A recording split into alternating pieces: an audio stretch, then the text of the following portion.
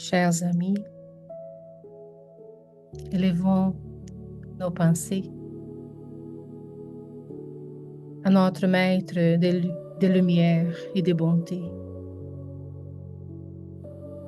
Cher Jésus, notre Maître divin, quelle joie, Seigneur, nous sentons en ce moment. Nous nous rencontrons, Maître, entre amis, pour étudier ton évangile, pour étudier cette doctrine merveilleuse et bénie qui nous ouvre les yeux en nous permettant de voir la vie avec les yeux de l'immortalité. Nous voulons, Seigneur, vous remercier de votre bonté, de votre amour, toujours présent dans nos vies. Nous remercions, Seigneur, la présence de nos bienfaiteurs spirituels qui, dans ces moments d'étude, de réflexion, de rencontres, viennent à nous, nous entourant d'amour, de paix, de lumière. Nous remercions, Seigneur, de cette opportunité d'être avec nos amis dans cette journée. Nous remercions, Seigneur, de toutes les bénédictions que nous recevons du plus haut. La santé, la famille, les amis, l'opportunité d'étudier, de grandir, d'apprendre. Nous vous demandons, Maître, de nous aider à apprendre toujours plus, à mettre ces apprentissages en action dans nos vies pour changer notre façon de voir la vie, le monde, les choses, pour changer notre façon, Seigneur, d'affronter les difficultés, les peurs,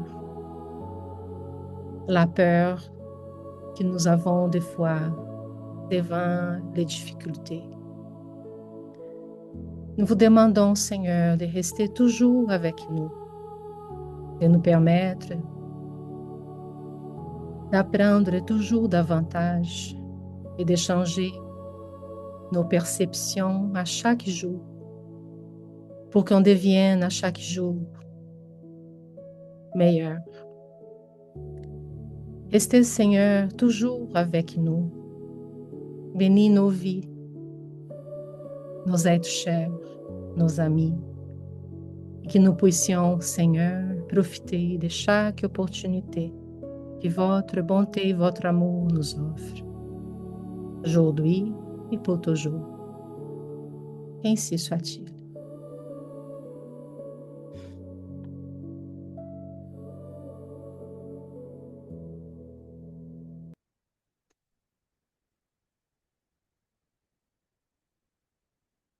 Bonjour tout le monde. Merci beaucoup de votre présence. Je vais partager les textes d'aujourd'hui. Nous avons ici c'est notre rencontre 279, les thèmes nécessité de s'éveiller. Réveille-toi, toi qui dors. Relève-toi d'entre les morts, et le Christ t'illuminera. Épître de Paul de Tarse aux Éphésiens 5, 14. Un grand nombre de personnes, qu'elles appartiennent ou non au cercle du christianisme, éprouvent de sérieuses difficultés à comprendre et à appliquer les enseignements de Jésus. Les uns y trouvent des obscurités dans les textes, d'autres s'attardent dans les querelles littéraires. Ils s'inquiètent, protestent et rejettent le pain divin à cause de l'enveloppe humaine dont il a eu besoin pour se conserver sur la terre.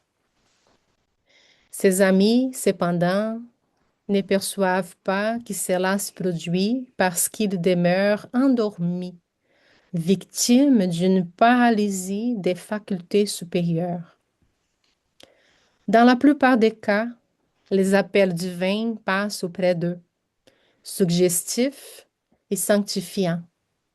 Toutefois, ses compagnons distraits les interprètent comme de simples scènes sacrées, dignes d'éloges, mais bientôt reléguées dans l'oubli. Le cœur n'adhère pas, engourdi dans une somnolence qui les rend incapables d'analyser et de comprendre.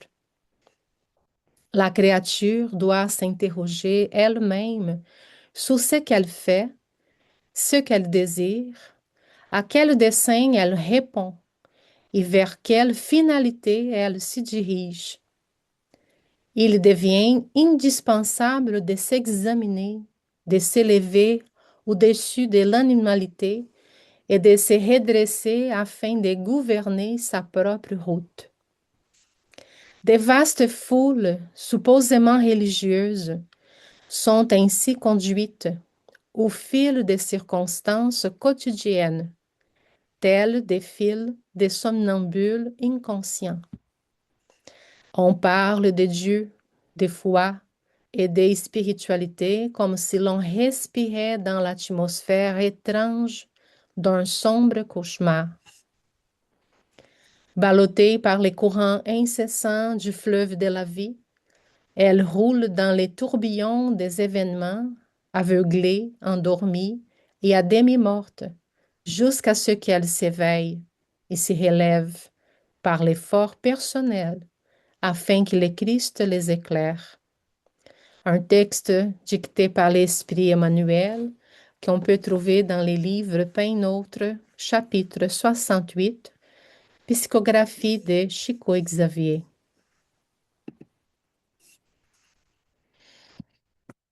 Excellent, très bien, mes amis. Bienvenue à tous et à toutes. Merci, Giovanna. Euh, Premièrement,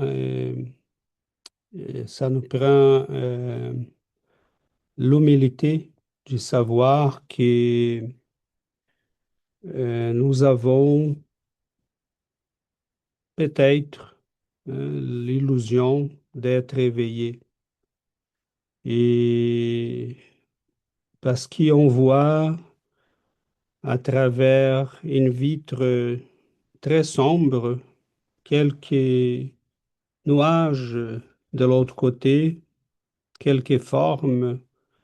On s'y croit déjà éveillé parce qu'on regarde à côté et la personne à côté, les gens à côté nous disent, je vois rien. Et on dit, waouh, waouh, vraiment, je vois très bien.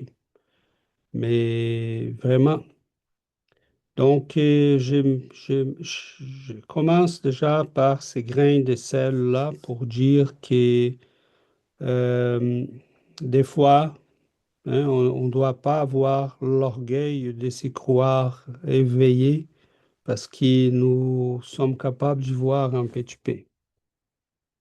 On a la dictée qui dit dans une terre d'aveugles qu'il y a un lieu euh, est déjà En roi. œil, Un œil, pardon.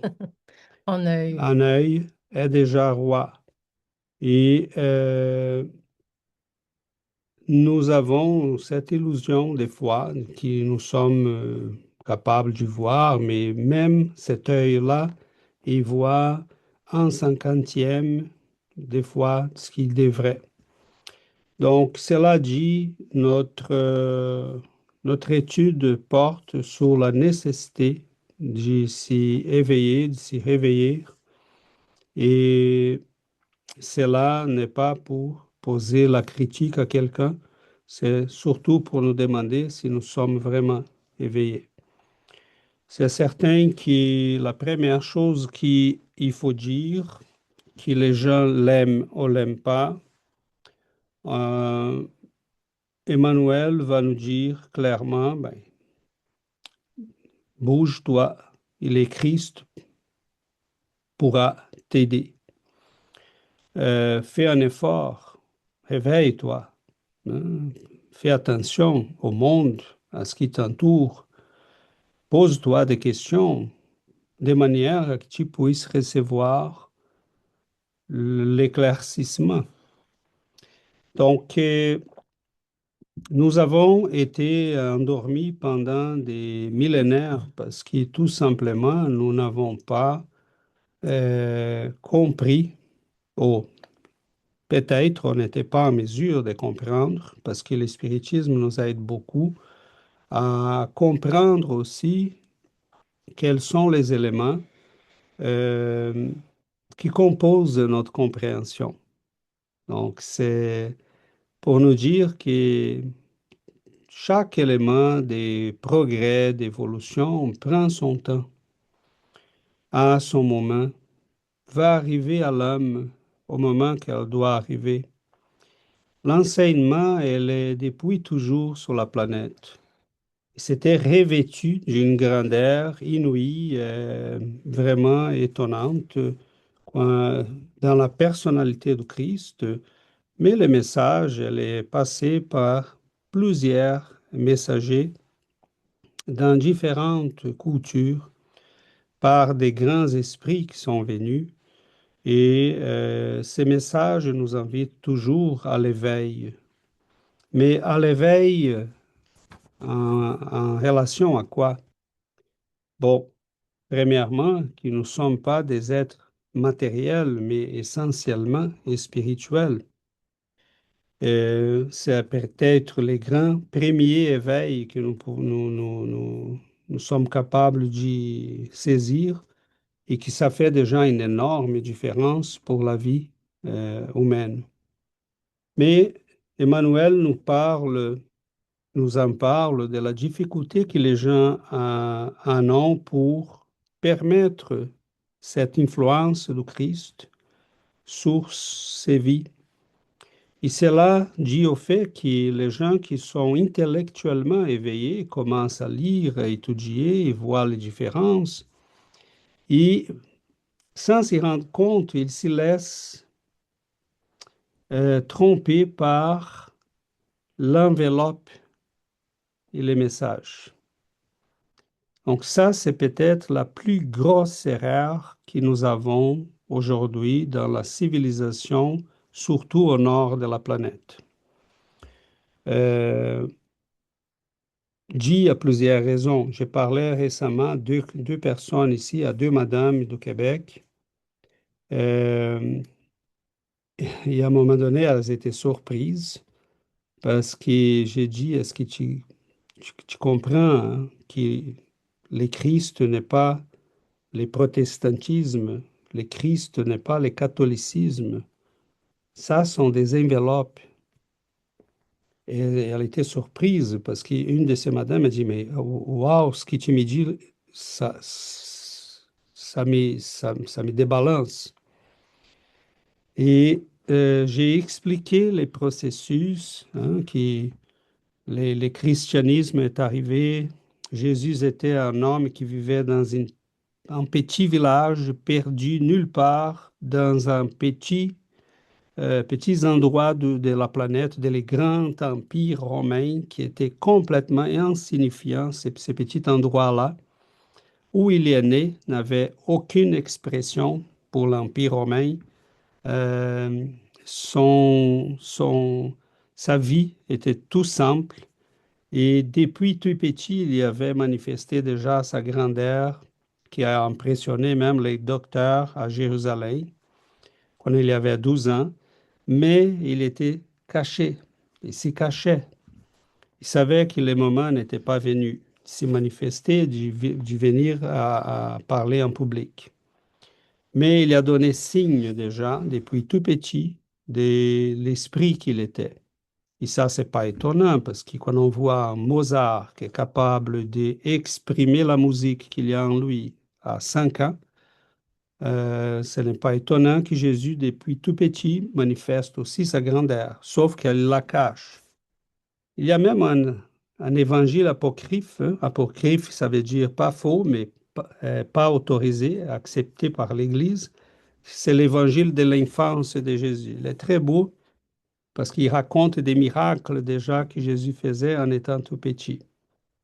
Euh, et nous savons que Jésus va vivre une vie qui est enregistrée par ses disciples, par ses apôtres dans les évangiles.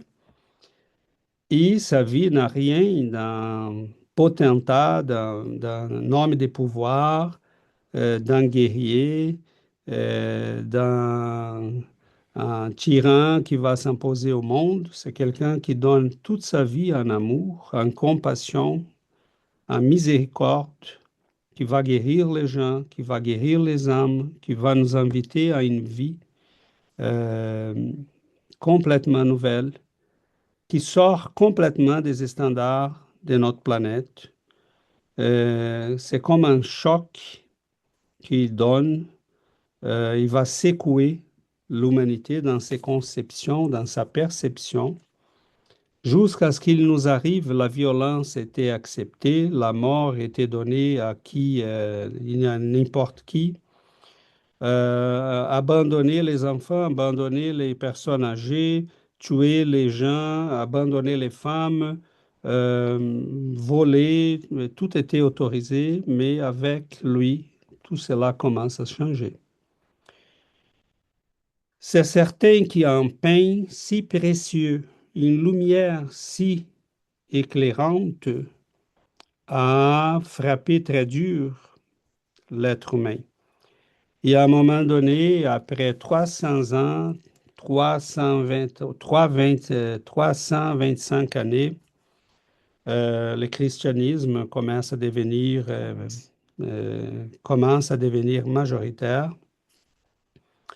Et à ce moment-là, même l'empereur romain va s'y convertir. Et c'est là qu'il commence un processus qui va amener à envelopper les pains et à mettre la lumière dans des verres pas si transparents que ça. Donc, les processus historiques, pourquoi Jésus, s'il avait autant de pouvoir, a accepté ça? Parce qu'il nous a légué les messages, il a donné l'exemple. Ce qu'on fait de tout ça, ça nous appartient. Et il respecte ça. Donc, on a enveloppé son message dans l'enveloppe de la religion. Et on verra que c'est comme si on prenait la lumière et on l'y mettait dans une lampe en verre. Et chaque verre va avoir sa couleur, sa coloration, sa tonalité. Le verre de l'Église catholique va venir revêtu de l'ancienne Rome, de pouvoir, tous les paraments, les vêtements, les cérémonies, tout ça est revêtu de la grandeur qu'il y avait déjà dans les paganismes romains. Ils ont hérité tout ça, ils ont incorporé tout ça. Mais cela répondait très bien à la population de l'époque parce qu'ils étaient issus du paganisme. Donc, ils avaient besoin de cette coloration. Mais elle va, dans les christianismes orthodoxes, il va se revêtir d'une autre coloration. Chez les protestants, d'une autre coloration. Mais la lumière, elle est quand même là. Et Jésus savait qu'elle allait arriver aux esprits qui étaient capables d'y voir au-delà de ces verres, de ces colorations. Ce qui est arrivé à Saint François d'Assise, ce qui est arrivé à Saint Jean de la Croix, à Sainte Thérèse, il y a tant d'autres. C'est ça qui, Allan Kardec nous dit dans l'introduction de l'Évangile selon le spiritisme, il dit, nous, on ne s'intéresse pas à la théologie, aux discussions, aux contradictions, on s'intéresse à la lumière, à la morale du Christ, à son exemple. Et c'est là que on comprend que le spiritisme nous amène ces messages et nous demande de regarder la lumière par les verres. Et malheureusement, dans l'Occident, on a confondu, on a mélangé la lumière avec la lampe. Et c'est ça qui aujourd'hui, et depuis même des siècles, est en train d'éloigner les gens de la présence du Christ, qui n'a rien à voir avec les religions. Donc, son amour, sa simplicité, sa compassion envers la souffrance, son pouvoir manifesté dans les guérisons et dans toutes les choses qu'il a fait, c'est quelque chose qui impressionne toujours, mais qu'on n'est pas prêt peut-être à recevoir. Donc, le message va rester là. La lumière va rester là. On peut donner la coloration qu'on veut. Dès qu'on enlève la couverture, on verra la lumière. Et l'invitation que le spiritisme nous fait, c'est enlève la couverture, regarde la substance, regarde les messages. J'ai- on voit que les processus d'éveil, là je donne je parle de cette note historique pour que ça soit clair pour nous et pour les gens qui vont nous écouter. Jésus, c'est une chose. Ce qu'on fait de Jésus dans les religions, c'est une autre. Et même aujourd'hui, on a des milliards de personnes qui sont en train de suivre des religions qui amènent nulle part parce qu'ils sont complètement éloignés de ces messages d'amour, de compassion et de lumière.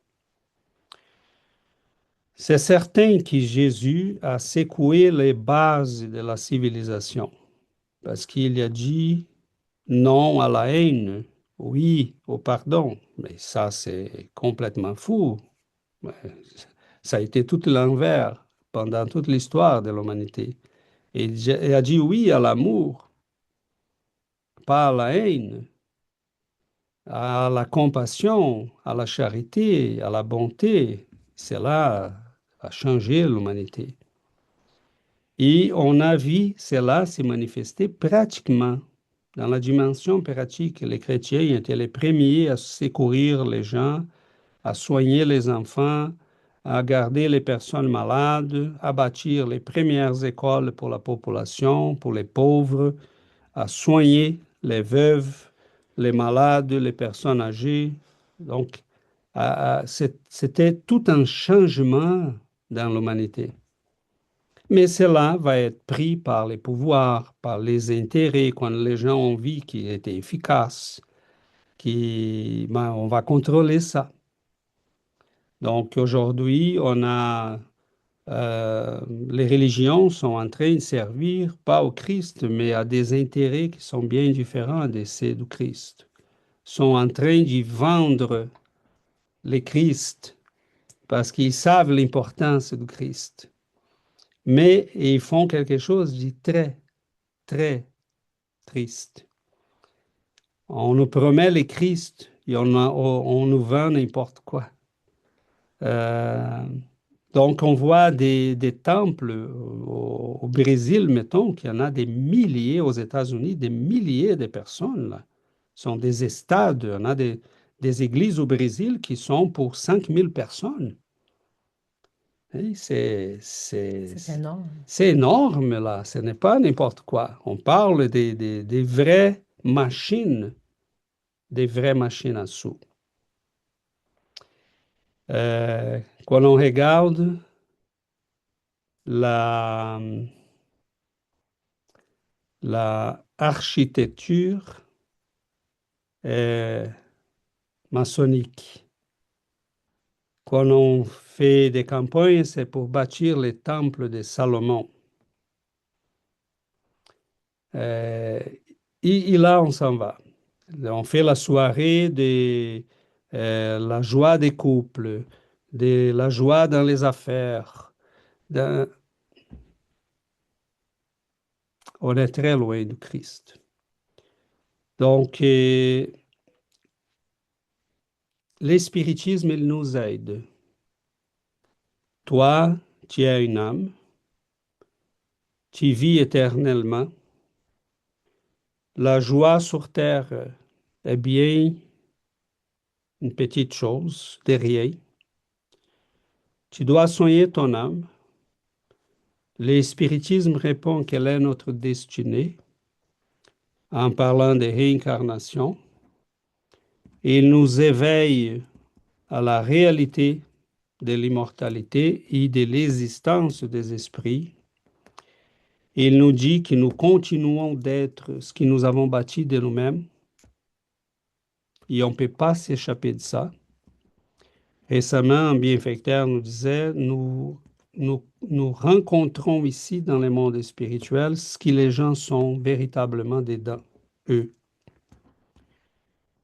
Le spiritisme nous dit tout cela pour nous éveiller au besoin de soigner notre vie spirituelle véritablement, pas en faisant plaisir aux prêtres, au cardinal, au pape, au pasteur, au médium au centre spirit, au directeur au centre spirit, mais à notre âme, à notre conscience.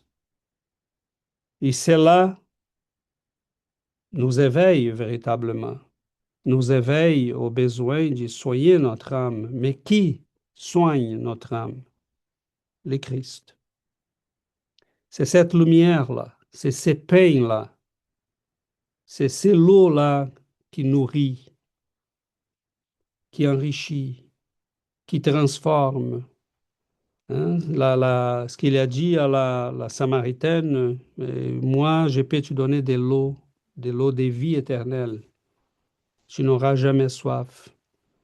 Donc, c'est ces lots-là qu'on cherche comme des êtres humains sur ce monde. Mais on fuit la religion parce que oui, on a raison de la fuir. Et ce qu'on voit là, c'est pas le Christ. À un moment donné, on s'y sent trompé. Et on dit, le Christ m'y a trompé. Mais non, c'est pas lui. On s'était approprié les messages, on l'a emballé dans un format des grandes cathédrales, des grands monuments, de l'argent, et on dit c'est le Christ. Mais non, c'est pas le Christ. Quelqu'un qui a aimé, qui a donné sa vie, qui a accepté une punition qu'il ne méritait pas, qui a ne fait qu'il est bien pendant toute sa vie. À quel moment il a autorisé la persécution des gens? Jamais. À quel moment il a autorisé emprisonner, torturer, bâtir? Jamais. Il a accepté tout ça pour dire, mais voilà que je l'accepte pour vous montrer que la violence n'a pas de sens. Hein, qu'on peut réagir à toute cette violence avec amour et charité. Et sommes-nous capables de faire comme lui? Probablement non. Mais il ne faut pas dire que notre incapacité, il faut accepter que c'est notre incapacité, pas la sienne. Donc, il y en a, je m'arrête là, il y en a malheureusement beaucoup de malentendus. Euh, si on va chez les mondes catholiques, c'est un message vide, aujourd'hui prise majoritairement par des satanistes et des marxistes. Il y a des livres qui nous expliquent là, ça suffit de lire Malachi Martin et on verra que c'est très bien expliqué. Le Vatican aujourd'hui, c'est un club maçonnique. Euh, si on va du côté protestant, autant du côté des catholiques comme des protestants, il y a des gens qui sont bien, qui sont sincères, bien intentionnés, qui vont dévouer sa vie à l'amour, au Christ, sont les vrais. Okay? Ils sont les gens qui ont compris la lumière par la coloration. Mais malheureusement, ils sont pris dans un rouage très, très compliqué. Dans le monde protestant, je vois les gens qui parlent des Bibles tout le temps. La Bible, la meilleure traduction de la Bible, parce que pour eux, la parole de Dieu, c'est écrit dans la Bible. Ce n'est pas l'interprétation, c'est la Bible. Et là, ils s'y cassent la tête parce que, oh, ces mots-là, on n'a pas compris l'essence. Et ils vont scrutiner euh, chaque mot, chaque virgule, chaque traduction, chaque morceau. Oui, c'est merveilleux, j'adore ça parce que je trouve très culturel dans le sens que, oui, on doit préciser bien l'essence des mots, des paroles, ça nous aide beaucoup, mais c'est pas ça le message. Les petits mots qui ont été enregistrés, dits par Jésus, ça compose peut-être une quinzaine, une vingtaine de pages, si on les met toutes d'affilée. Mais ça suffit pour changer la planète. On n'a pas besoin de plus que ça. Mais pour ça, il faut s'éveiller et comprendre les besoins d'intégrer ces messages et laisser que le Christ nous éclaire. Et ça, j'ai fini pour dire, faisons bien attention à ce qui est dit par Saint Paul. On n'est pas la lumière. C'est ça la question. Quand on parle des satanistes, je ne suis pas en train de dire nécessairement qu'ils sont des gens, des monstres. Ce sont des gens qui croient qu'ils sont Dieu. Hein, et ils suivent Lucifer. Ils suivent Lucifer, les porteurs de la lumière, Baphomet, les seigneurs de la lumière. Hein, mais on veut bâtir un monde et un paradis sur terre. On veut pas, on veut pas parler de votre âme, de l'avenir, de l'éternité. Concentre-toi pour avoir les plaisirs et vivre une belle vie aujourd'hui, ici. Hein. Donc, dans ce sens, on a un monde qui est en train de faire exactement ça. Il y a des milliers de personnes qui sont prises dans ces systèmes et qui ne sont pas éveillées. Mais nous, on veut être nous-mêmes la lumière. On veut éclairer le monde. On veut décider de l'avenir des gens. Et Saint Paul dit, réveille-toi pour que le Christ t'éclaire. Et ça, c'est une énorme différence, parce que c'est reconnaître que nous sommes, pour l'instant, que des ombres, que des êtres très petits, et qu'en face de cette grandeur, nous sommes comme un verre en face du soleil. Et avoir cette humilité, ça nous permet de grandir. Mais quand nous croyons la lumière du monde, bon, là, ça veut dire qu'on n'a rien écouté. On a tout compris. On pose des questions, mais on n'attend pas la réponse parce qu'on croit la savoir. Et, et on s'en va quand on n'écoute pas ce qu'on veut écouter. Donc, on cherche l'église à côté parce qu'elle va être plus intéressante, parce que là, j'écoute ce que je vais écouter. Donc, c'est comme ça que ça bouge l'humanité. Et c'est pour ça qu'on a des gens qui exploitent, qui vont exploiter la naïveté ou même la méchanceté des gens. Tu veux acheter les faveurs du ciel, on va t'y vendre, mais pas certain que tu vas les recevoir.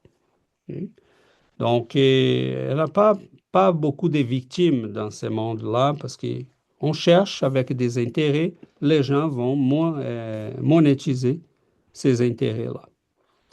Bon, je m'arrête là. On ouvre la parole à tous et toutes. Euh, Ces petits messages d'Emmanuel, c'est vraiment euh, c'est pour nous secouer, mais pas pour qu'on s'y croie supérieur aux autres, pour qu'on se dise, est-ce que je suis vraiment éveillé?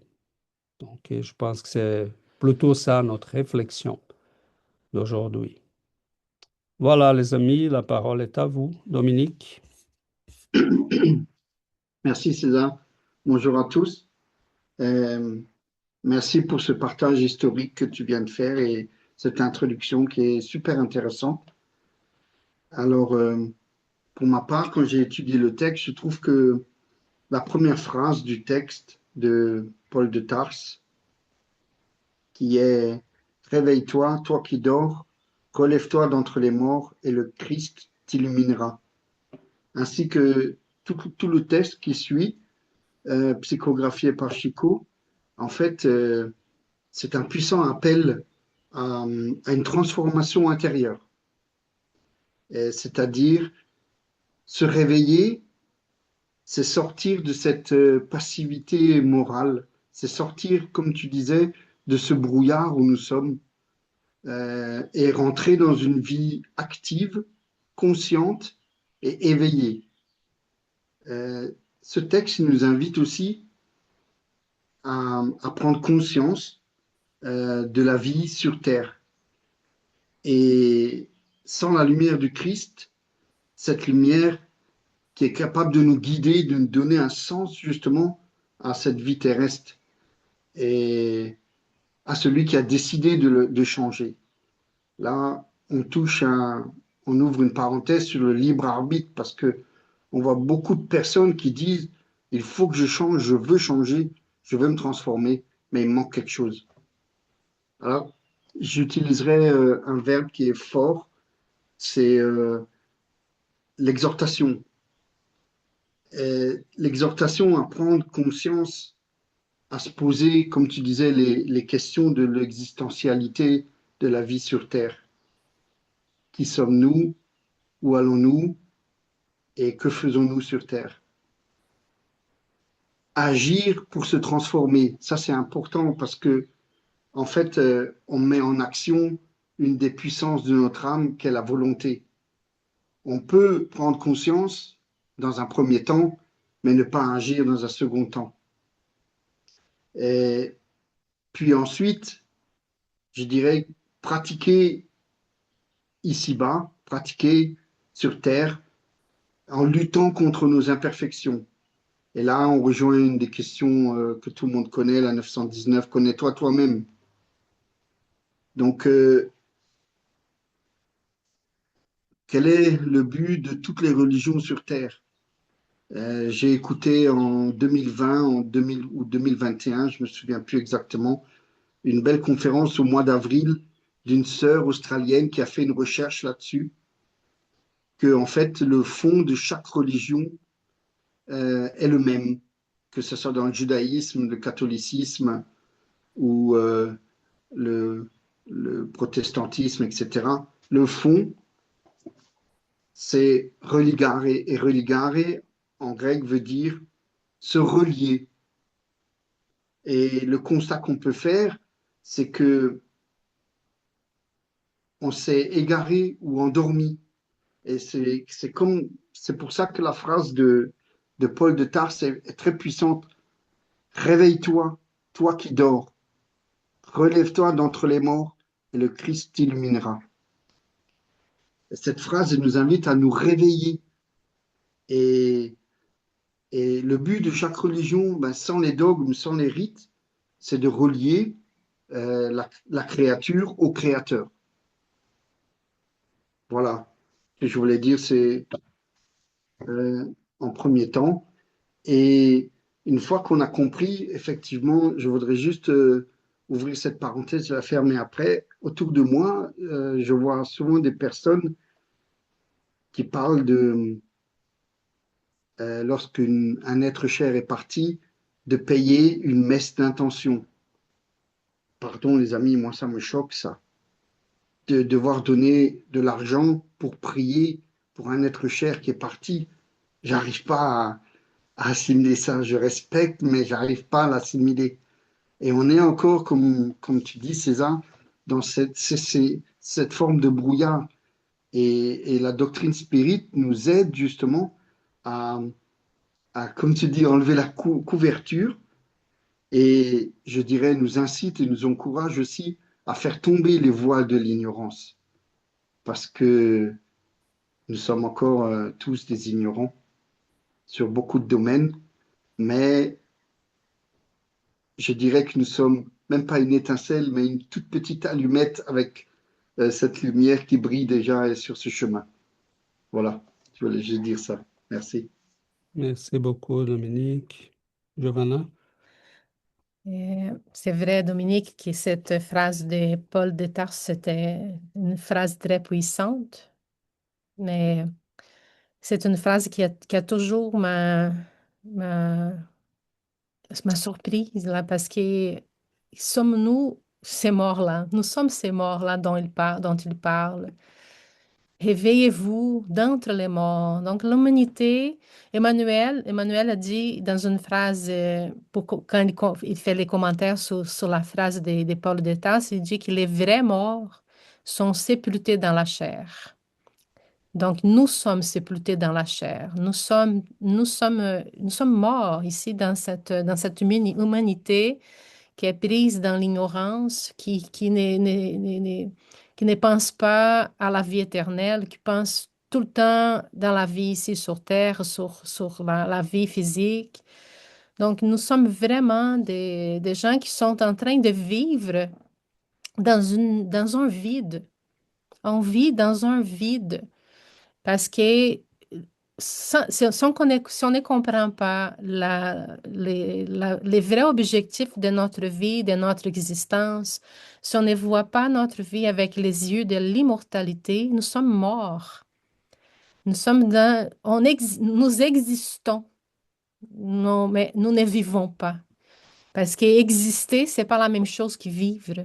Exister, on se réveille à chaque matin, on travaille, on paye les factures, on a nos obligations, mais vivre, c'est l'expérience, c'est une expérience avec les yeux de l'immortalité et avoir la, la, les, chercher cette compréhension sur l'immortalité, sur les êtres que nous sommes. Cet éveil, c'est progresser et spirituellement, c'est les processus d'éveil, c'est les processus de chercher la lumière dans les choses, dans notre existence. Donc, on cherche les progrès, on sait quand on étudie le spiritisme, on comprend que nous sommes des êtres éternels, que nous devons évoluer, c'est ça notre objectif. Mais cet éveil est un processus.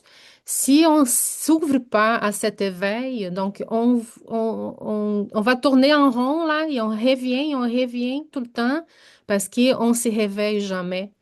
Donc, s'éveiller, c'est d'ouvrir les yeux et les oreilles pour commencer à vivre, vraiment, mais vivre, pas juste exister, c'est vivre.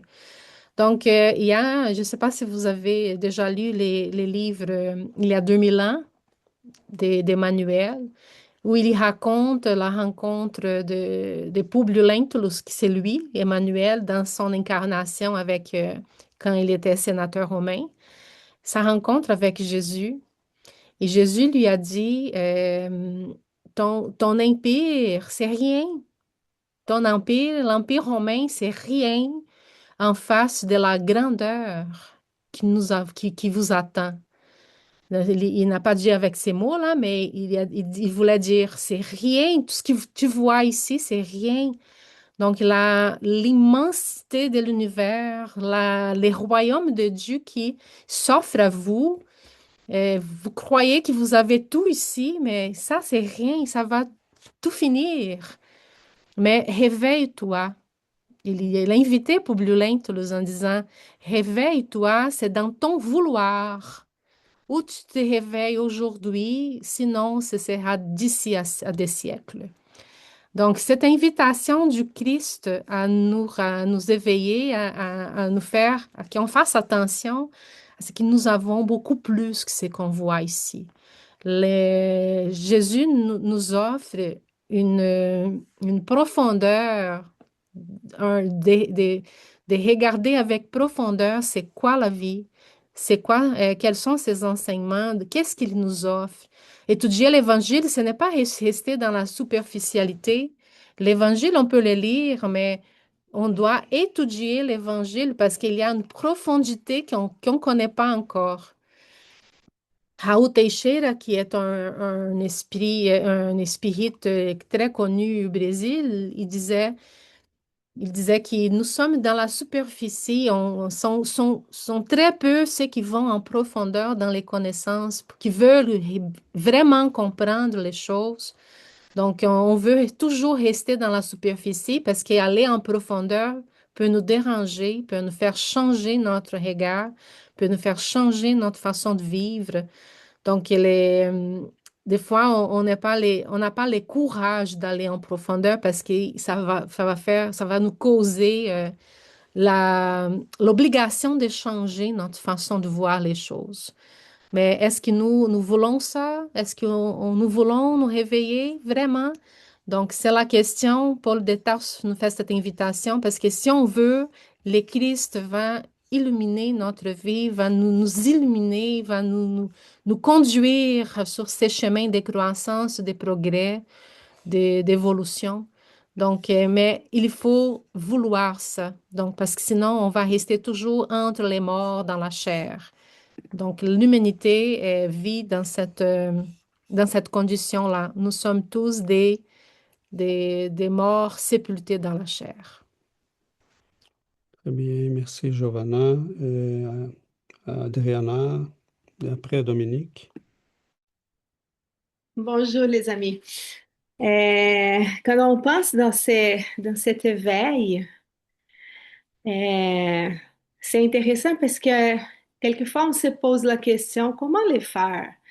C'est quel le chemin pour les faire pratiquement, là, hein? Mais il y a beaucoup de livres qui montrent les histoires des personnages qu'on voit et on dit, ah wow, chacun a son chemin pour cet éveil-là.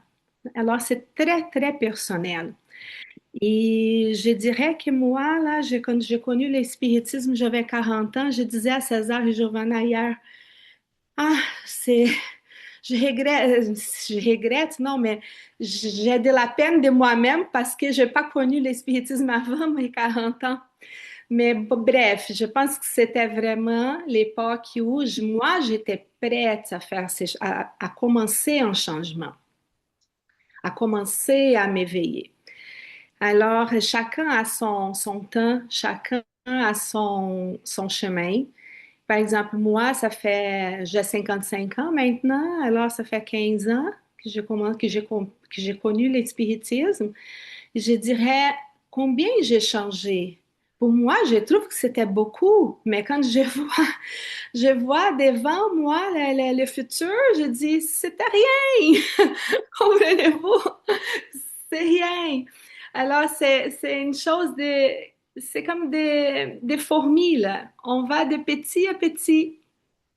Et là, dans le futur, on va arriver. Et à chaque étude, mais je pense que les études sont très, très importantes. Parce qu'à chaque étude, il y a une petite chose, une petite clé qui tourne, qu'on dit, ah, ça, j'avais pas compris encore. Et là, c'est un travail, on travaille, on travaille. Il y a des journées là, on réussit pas du tout, on tombe, mais après, le lendemain, on revient. Et là, année après année, on commence à monter les marches de cette évolution-là. Alors, c'est pas nécessaire Quelquefois, on dit, je voulais que ça soit vite, mais on doit faire de notre temps. On peut pas, en portugais, on dit mettre la carrosse devant les chevaux. Comprenez-vous? On peut pas faire ça. On doit y aller doucement et le plus rapide possible dans notre temps. C'est ça. Et là, je suis en train de finir un livre que c'était extraordinaire, qui montre vraiment un petit peu ce que César disait, comme les pouvoirs de l'Église, là, de l'Église, non, les pouvoirs de l'influence, par exemple, de, comment je vais dire, de toute les pouvoirs romains là sur les gens. Par exemple, euh, il y a un personnage, c'était à peu près l'année 140, 150 après Jésus. Euh, il y a deux personnages à la fin du livre là qui, un, les deux lisaient déjà les écritures des apôtres, là, les Écritures. Ils disaient, OK, Jésus nous enseignaient toutes ces choses-là, ils étudiaient. Mais là, une personne, elle voulait imposer toujours sa façon de faire les choses et elle imposait sur plein de monde. Et là, dans un moment, elle avait, comme qui est, inveja, la jalousie. Elle avait la jalousie de l'autre personnage et elle a expulsé ces personnages de ces noyaux-là d'études. Bon, là, la personnage, elle était à côté, dans une petite cabane. Et là, elle a commencé à travailler comme les premiers apôtres travaillaient pour aider vraiment les malades. Et tout le monde allait là pour la voir parce qu'elle aidait tout le monde. Alors, c'était les mêmes enseignements, les mêmes temps, mais une personne voulait imposer toujours son opinion, sa façon de faire, voulait manipuler tout le monde, et l'autre, non, l'autre s'est donné aux autres. Elle a oublié elle-même, elle a laissé son ego de côté, toute la résignation était là. Et c'est ça le vrai éveil. C'est quand on s'oublie, on va oublier de nous-mêmes et on va nous donner aux autres. Ça, c'est le vrai, c'est ça que le Christ nous a pris. Et bon, mais c'est un changement, hein, de petit à petit. Là, on voit chacun à son temps et son chemin à faire. C'est ça. Merci. Merci beaucoup, Adriana. Dominique? Oui, je voudrais citer avec vous, j'ai fait une recherche, j'aime beaucoup les comparaisons pour tirer le fond de chaque religion ou les exemples qu'on trouve ailleurs. Et c'était super intéressant, cette phrase de Paul de Tarse. Euh, je voudrais citer cette réplique synonyme du soufisme pour étayer ce que Paul de Tarse a dit. Le soufisme dit, les hommes dorment. C'est quand ils meurent qu'ils se réveillent. C'est exactement la même chose que Paul de Tarse. C'est pour ça que j'insiste sur cette sœur australienne qui a parlé en 2020 dans le mois du spiritisme en avril, où elle a fait une recherche que le fond de chaque religion, il faut en tirer la quintessence. Et le soufisme, autrement dit Rumi, il utilise la mort comme un réveil. Ben c'est exactement le texte qu'on vient de lire. Quand on médite dessus, quand on l'analyse, on l'observe et on trouve que c'est ça. La mort, c'est comme le réveil. Et c'est pas la mort du corps physique ou d'une façon biologique, comme a bien précisé Giovanna. C'est la mort de l'ego. Euh, le soufisme, il dit alfana. Alfana, ils disent que c'est l'alfana, la mort de l'ego. Et c'est ça, c'est naître à la réalité. Et une fois que l'ego s'efface, ben, Adriana en a parlé, eh bien la lumière devient visible. Autrement dit, l'illumination, comme un cours précédent que César et Giovanna nous avaient donné sur l'illumination de l'être. C'est ça. C'est une fois qu'on a compris que nous sommes des esprits immortels et qu'il nous faut travailler à notre propre transformation intérieure, eh bien, c'est beaucoup plus facile, le chemin s'ouvre déjà. Et la lumière vient, pourquoi? Parce que on cherche en profondeur, on cherche à comprendre pourquoi aimez-vous les uns les autres. Des personnes, ils ont tout de suite une réponse trop hâtive en disant, mais c'est pas possible d'aimer son ennemi. Mais il faut chercher après ce que Jésus voulait dire par aimez-vous les uns les autres et aimez vos ennemis. Voilà. Et Giovanna, c'était quelque chose qui était comme excusez-moi le terme, comme une petite alarme qui sonnait quand dans sa prière, elle a dit, changer notre façon de voir. Et oui, elle est là. C'est le chemin, changer notre façon de voir plus en profondeur. Et oui, je trouve que l'exemple que Adriana elle a sorti est très bien. On monte les marches degré en degré, comme Léon Denis utilise souvent. Et grâce à ces outils, eh bien, on est sur les marches. On n'est pas encore en bas à la première marche. je reste humble, nous restons humbles en disant ceci, car il y a plusieurs chemins qui mènent à Rome, comme on dit. Donc, il y en a qui utilisent une religion, mais qui pratiquent le bien, qui aiment leur prochain, comme la religion l'indique. Voilà.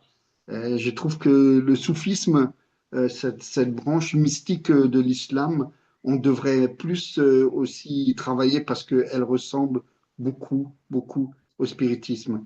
Les hommes dorment et c'est quand ils meurent qu'ils se réveillent. Souvent de fois, l'esprit, lorsqu'il se désincarne, c'est là qu'il voit le film de sa vie, hein. C'est là qu'il voit où il a commis toutes les erreurs et il cherche une réponse à ces erreurs. Il est dans le remords et le regret, il cherche et il veut tout de suite après programmer avec son guide une réincarnation parce qu'il a pris conscience. C'est quand il meurt qu'il se réveille, mais c'est dans la chair qu'il faut qu'on prenne cette conscience. Et ça, c'est Paul de Tarse et puis le soufisme et encore d'autres, certainement d'autres connaissances sur d'autres religions parlent de ceci. Voilà. Merci. Merci beaucoup, Dominique. Un petit commentaire sur d'autres visions spiritualistes. Dominique a soulevé le soufisme. Euh, Comme je disais au début, il y a beaucoup des gens qui se sont aperçus qui on était dans les ombres. Mettons que l'on regarde les mythes de la caverne qui est raconté par Platon. Tout est là déjà. Oui. Tout est là. Il dit, nous, on regarde la réalité, on prend par réalité les mouvements des ombres sur les murs. On ne s'y tourne pas pour regarder derrière et voir la source. Et comme à dire que le monde qui nous contemplons, qui nous regardons, ce n'est rien qu'une apparence. Donc l'éveil est depuis toujours là. Hein, la possibilité de l'éveil est toujours là. Sauf qu'il s'éveiller, c'est un processus. Et nous devons comprendre qu'il arrive à chacun de nous par des chemins qui sont différents. Comment une personne s'éveille? Une personne s'éveille de manière très différente. Euh, Chacun de nous s'éveille d'une manière complètement propre. Il y a des gens qui écoutent un bruit. Il y a des gens qui regardent un petit peu, ouvrent les yeux, ils voient quelque chose qui l'étonne. On est en train de dormir. C'est quoi dormir? C'est faire ce que tout le monde fait. C'est suivre les gens, La foule. la foule. C'est répéter les mêmes comportements. C'est répondre de la même manière que tout le monde. C'est vivre de la même manière que euh, tout le monde les fait. C'est, enfin, c'est réagir de la même manière, c'est procéder de la même manière, c'est avoir le même discours, c'est réagir comme tout le monde. Donc, on est invité à un éveil, ça veut dire à faire, à agir et à vivre autrement. Cela signifie que l'éveil pour quelques-uns de nous, ça vient de s'éveiller nous-mêmes par l'intérêt naturel de la vie. Oh, je vois une personne tellement différente, j'aimerais être comme cette personne. Pourquoi elle est comme ça? On voit quelqu'un parler et on s'est dit, waouh, hein, comment il fait pour maîtriser toutes ces choses? Euh, euh, Peut-être. Nous avons certainement, chacun de nous, un étincelle là qui va nous éveiller, qui va nous dire. Hein, et c'est impressionnant quand on voit une personne qui s'y éveille, qui vient à la lumière de la compréhension, elle passe par un processus étonnant Des fois, la personne va lire tous les livres qui est à sa disposition. Elle va poser des milliers de questions et elle va commencer à connecter les choses. Elle a dit, waouh, je ne voyais pas ça. Mon Dieu, c'est ça l'origine de mon problème. C'est ça que je ne comprenais pas. C'est impressionnant ces processus. Mais ces processus nous amènent doucement, hein, à un autre moment, qui c'est le moment de dire, OK, qu'est-ce que je fais maintenant? J'ai pris connaissance de tout ça. Donc, c'est là les processus de déconstruction pour qu'on puisse rebâtir une nouvelle vie. C'est là que plusieurs se découragent des fois parce qu'on constate tellement de choses. On voit là la construction de notre vie. On voit que les bases ne sont pas bonnes. On voit qu'il y a des faussetés partout. On était sincères. On voulait pas bâtir une vie en fausseté, mais on constate qu'il y a beaucoup de choses qui sont fragiles. Donc, il faut des fois les mettre par terre. Excusez. Pour qu'on puisse rebâtir. Donc, c'est un long processus. Quand Jésus dit, ben, maintes fois, on a bâti sur les sables, les fondations ne sont pas bonnes. Et quand la tempête vient sur nous, euh, on voit qu'on n'est pas capable de surmonter les difficultés. Donc, les processus d'éveil, c'est vraiment quelque chose qui, c'est complexe. Paul de Tarse, il y a du jour au lendemain, changer profondément. Il était pharisien, il croyait fermement à Moïse, il suivait la loi du judaïsme à la lettre. Il attaquait, persécutait tout le monde qui était en opposition à cette loi, à sa conception. Quand il va à Damas, et aux portes de Damas, quand il voit Jésus qui apparaît à lui, il dit, mais pourquoi tu es en train de me persécuter? Là, il comprend que Jésus est vrai, qu'il existe, que tout ce que les gens disaient était vrai. Donc, imaginons les profonds changements que cet homme a vécu en face de la réalité qui se présente à lui.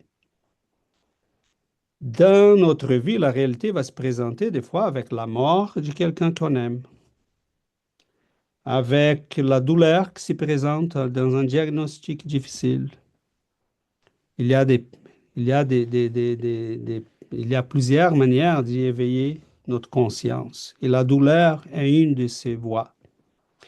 Donc, le spiritisme nous aide beaucoup parce que quand on dit, mettons, quand Emmanuel dit ici dans les textes,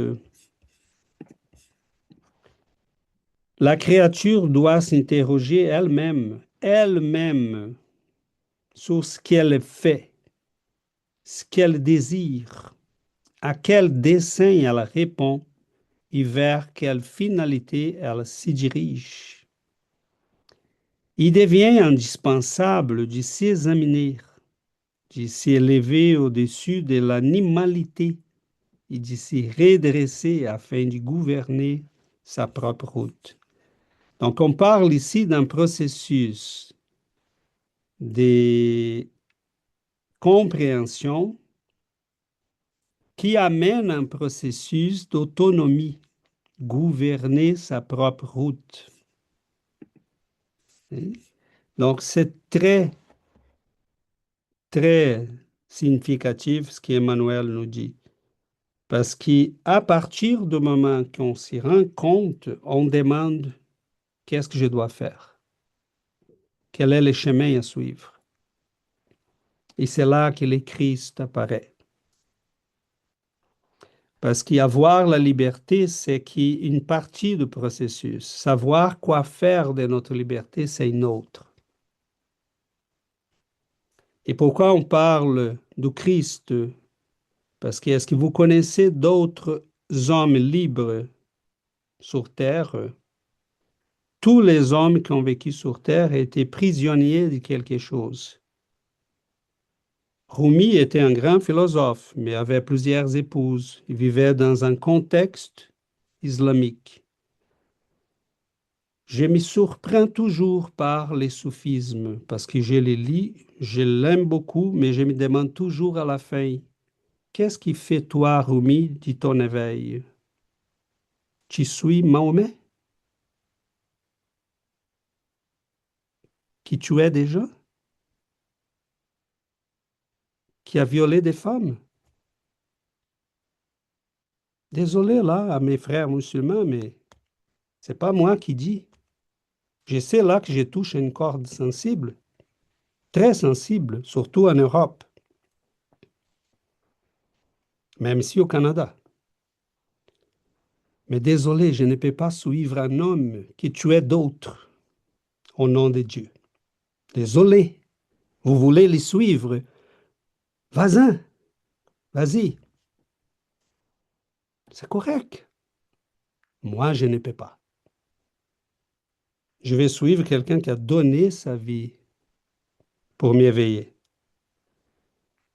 Il n'a pas à me demander de tuer d'autres pour imposer sa religion. C'est une petite différence, hein? Donc, je lis. Si tu veux lire les soufismes, si tu prends Dominique Schuravard,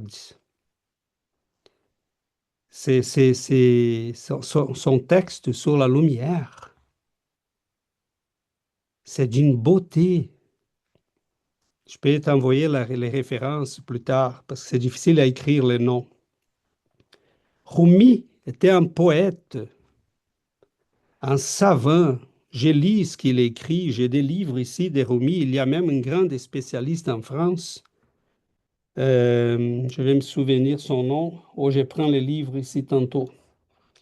Elle a fait là des conférences. C'est une femme.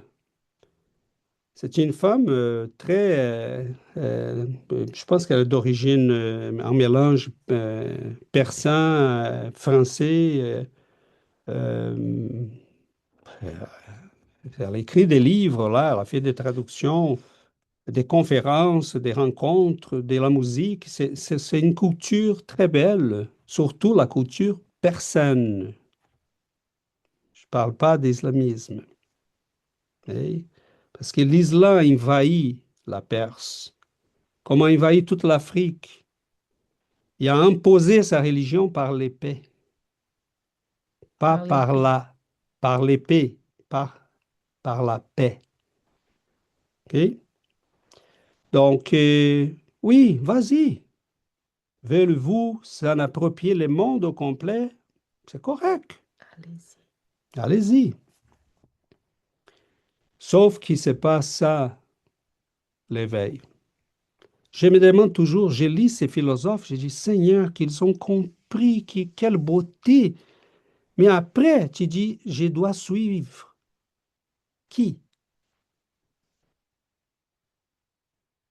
C'est ça la question. On doit décider. C'est simple comme ça. Ça m'étonne toujours parce que je dis, mon Dieu, ils sont éveillés, mais ils vont vers où? Ils vont vers qui? Et ces philosophes ne sont pas vraiment bien compris, même dans le monde islamique. Chez les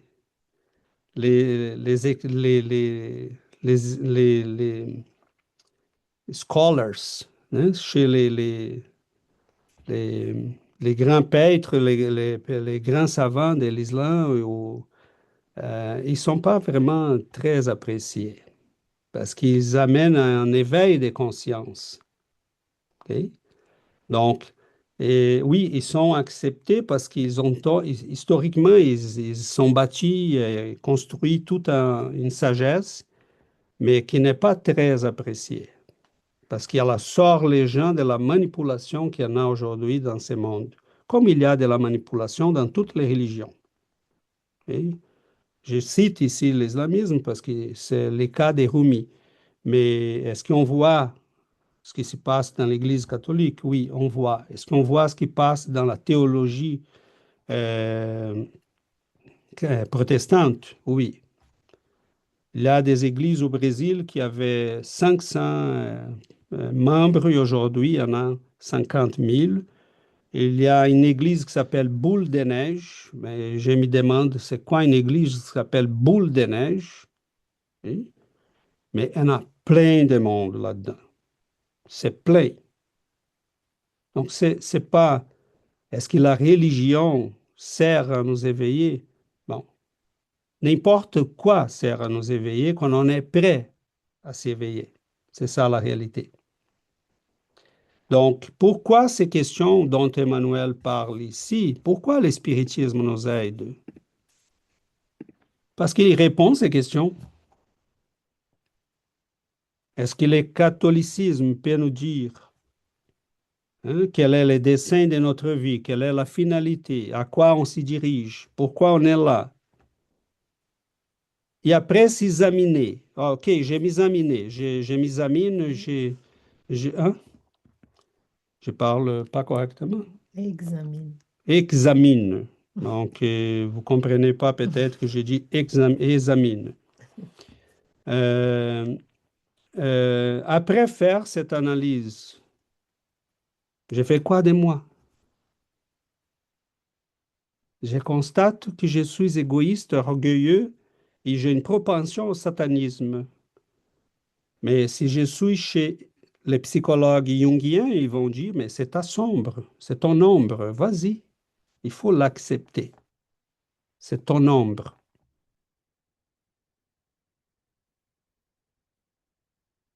On fait quoi? Emmanuel nous dit, tourne-toi vers Jésus et il va t'éclairer. Tu es sincère? Tu as de l'honnêteté dans ton cœur? Tu veux vraiment la guérison de ton esprit? Plus que même de ton corps? Veux-tu vraiment secouer les bases de ta vie? Veux-tu vraiment passer par la profonde transformation qu'ont subi Lévi, Saint Paul, Marie-Madeleine, Saint-Pierre?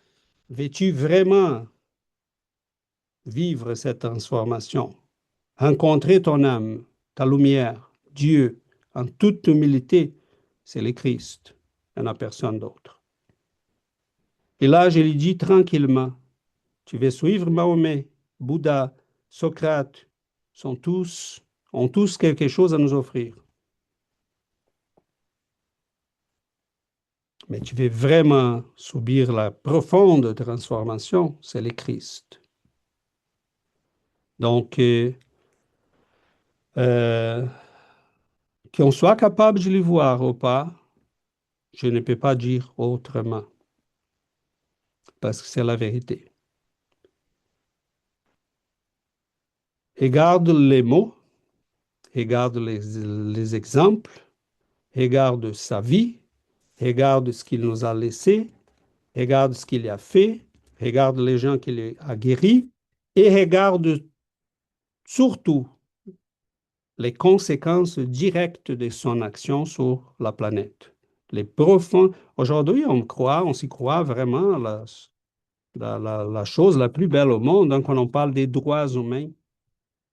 Mais voyons, c'est qui a initié tout ça? On ne veut pas le dire, mais c'est Jésus. Les femmes étaient accueillies par lui. Les pharisiens n'aimaient pas ça. Hein? Cet homme-là se laisse suivre par des femmes. Mais voyons. Il accueillait les enfants. Les enfants sont rien. Chez les Romains, chez les Grecs, chez les Juifs, les enfants n'étaient rien. Les personnes âgées, on les laissait à mourir.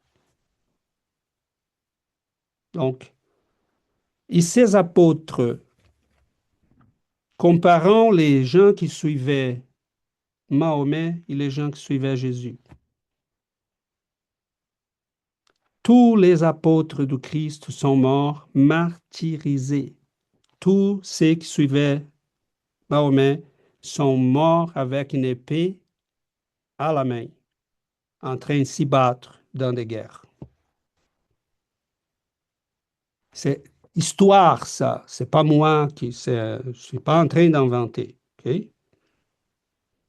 Moi, je connais les hadiths de l'islam qui racontent la vie du prophète par ses amis. Donc, c'est l'histoire. Je suis pas en train d'inventer. OK? Jésus s'est jamais marié à une fille de 6 ans. Mahomet, oui. Vous n'aimez pas écouter ça, désolé, mes amis musulmans, mais c'est l'histoire de votre prophète. Si vous trouvez ça correct, c'est correct pour moi. Sauf que comparer Mahomet et dire qu'il est supérieur à Bouddha, Jésus, Socrate, c'est le plus grand homme qui a vécu sur Terre. Désolé, là. Désolé, ça passe pas pour moi. Est-ce que l'islam, comme dans le catholicisme, le protestantisme, le spiritisme, a des gens de bien? Oui. Des milliers de personnes qui sont bonnes, qui veulent vivre en paix, qui veulent travailler, qui ont reçu la religion de leurs ancêtres, qui par une question de chaleur du cœur veulent la préserver. C'est correct. Mais s'éveiller, mes amis, c'est s'éveiller. C'est pas demi-éveillé. Et la question est, après s'éveiller, tu vas suivre qui? C'est qui le maître? C'est qui le maître? Être libre, c'est le premier pas. Quoi faire de notre liberté, c'est le deuxième. Comprendre que nous avons besoin d'un guide, c'est le premier pas. Choisir le guide ou se laisser choisir par lui, c'est le deuxième pas. Donc, je peux lire le bouddhisme, mais Bouddha est mort en paix, entouré de ses disciples, a vécu une belle vie. Mais je trouve sans goût. Pour moi, c'est beau. Il y a plein de belles histoires. Mais Jésus, je le trouve vivant. Vivant. Et son histoire, c'est unique. Son sacrifice est unique. Son amour pour l'humanité est unique. Et je ne m'attends pas que les gens vont être d'accord, ils vont comprendre tout ça. De plus en plus, on va parler à très peu de monde, parce que la majorité dort un sommeil merveilleux, jusqu'à ce que la réalité vienne nous réveiller, parce qu'elle va venir, plus tôt ou plus tard. Jésus nous a avertis. Ceux qui ont des fondations faibles vont s'éveiller pendant la tempête. Et la tempête va venir. Les vents vont souffler. Les eaux vont tomber. Et les maisons qui sont solides vont rester. Je ne vois un miracle chez le bouddhisme. Je ne vois un miracle chez l'islam. Chez aucune religion. Mais je le vois dès les premiers jours dans le christianisme jusqu'à aujourd'hui. Padre Pio vient de mourir. 1965, c'est rien, c'est hier. Dans l'histoire. Il y avait une fille qui n'avait même pas la partie physique des yeux. Elle a quitté son église en voyant. Saint Charbel, son corps est toujours là. Et il exude en huile guérisseur. Il y a des saints qui sont morts en 600 après Jésus-Christ. Ces corps sont là encore, incorruptibles. Montre-moi d'autres au long des 2000 ans d'histoire. Les corps des saints Vincent et Louise. Louise de Marilla. Elle est encore à Paris. Vous êtes chanceux là, mes amis, en France, vous pouvez le visiter. J'aimerais beaucoup. Donc, soyons réalistes. On est libre pour suivre qui on veut. Point. Mais moi, j'explique mes raisons pour suivre Jésus. Je peux expliquer pour ne pas suivre d'autres. Est-ce que Jésus m'accueille parmi ses serviteurs? Je ne me crois pas en mesure de demander cela. Mais je reste à la porte. Et je vais frapper à la porte pendant des siècles, s'il faut. Parce que pendant des siècles, je me suis éloigné de lui. Donc, il nous a dit, frappe à la porte et elle va s'ouvrir. Mais moi, je ne me crois pas en mesure d'être avec Jésus. Mais je reste à la porte. Et je vais frapper jusqu'à ce que je sois capable de la voir ouvrir. Parce que pour l'instant, si je désincarnais aujourd'hui, je ne serais pas surpris d'être en umbral, dans les enfers. Mais je reste à la porte. Donc, honnêteté. Je ne m'inquiète pas où va l'humanité, où les gens veulent y aller, qu'est-ce qu'ils veulent faire, qui ils veulent suivre. Si l'islam va prendre possession de toute l'Europe, fais-le. Fais-le. Hein?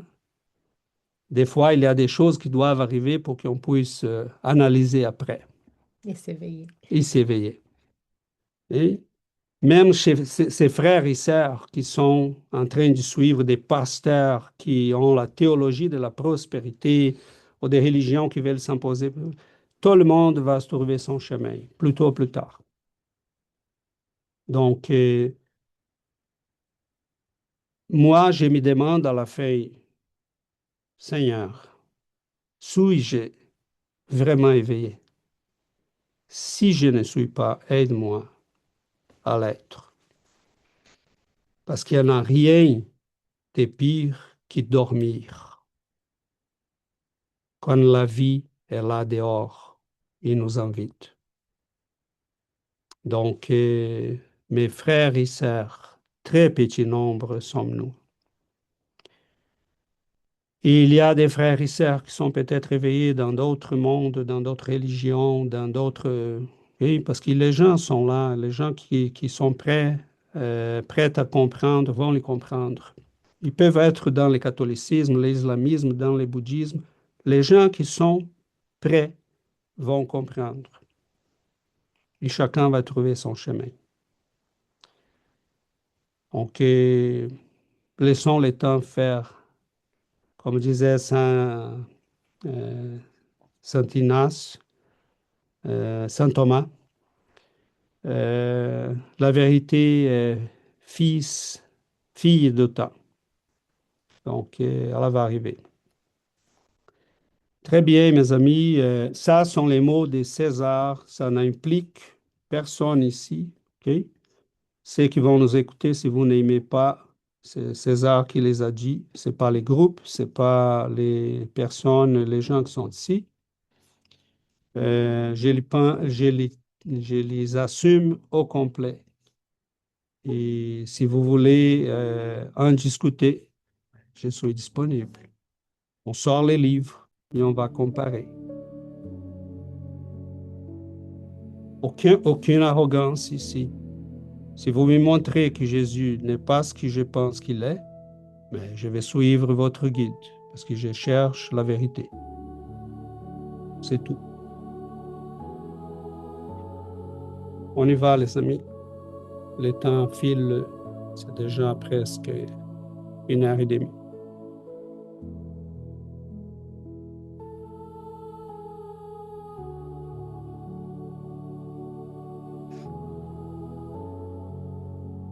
Chers amis,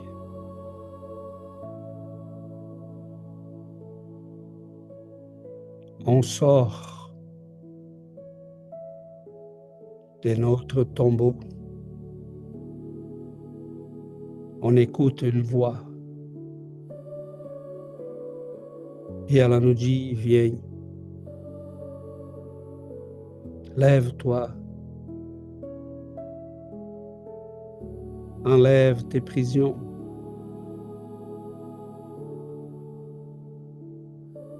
On est dans la noirceur complète de la mort.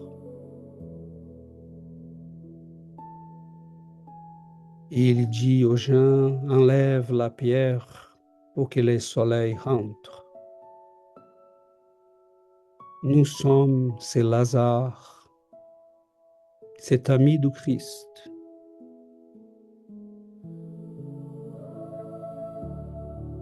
Que la mort, tant la mort lui a fait pleurer.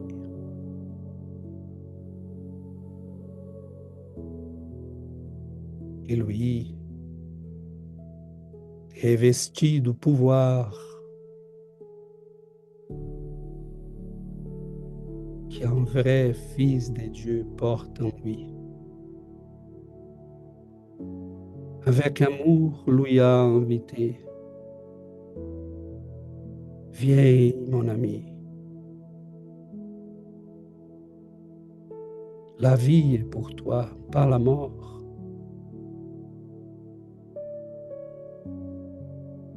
Derrière ces tombeaux, des amis venus de Jérusalem, les pharisiens étaient là.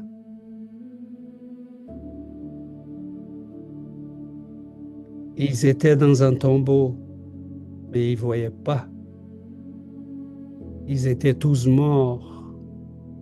Ils s'y croyaient vivants. Et c'est lui qu'on croyait mort était finalement vivant.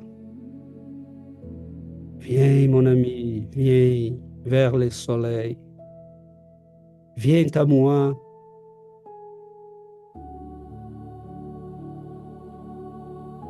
Lance-toi à mes bras et sois la vie que je te donne. Bientôt, je serai moi aussi mort aux yeux du monde pour vous donner la vie. Pour vous dire que l'immortalité n'est pas une histoire, que nous héritons cette immortalité, qu'elle nous appartient et on doit la bâtir. Viens que je vous montre le chemin.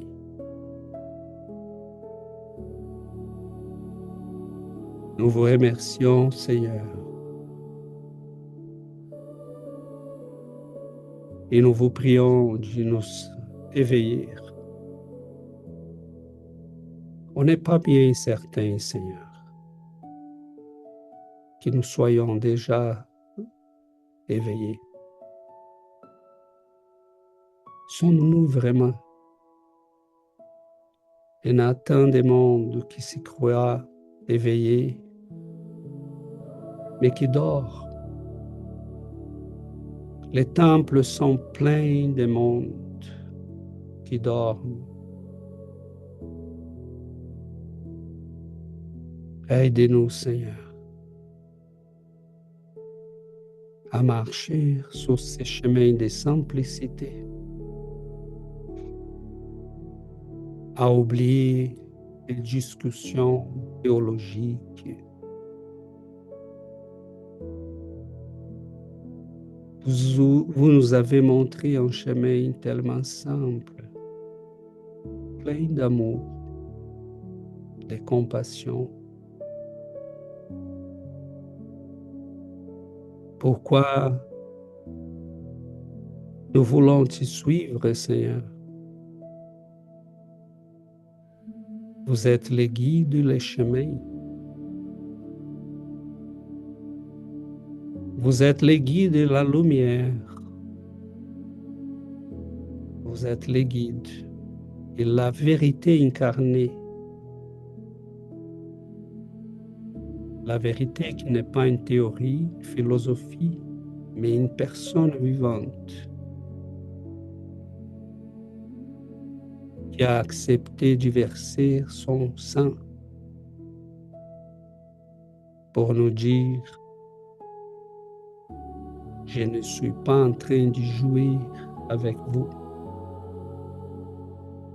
Je parle la vérité. Je suis la vérité. On est prêt, Seigneur, on ne sait pas.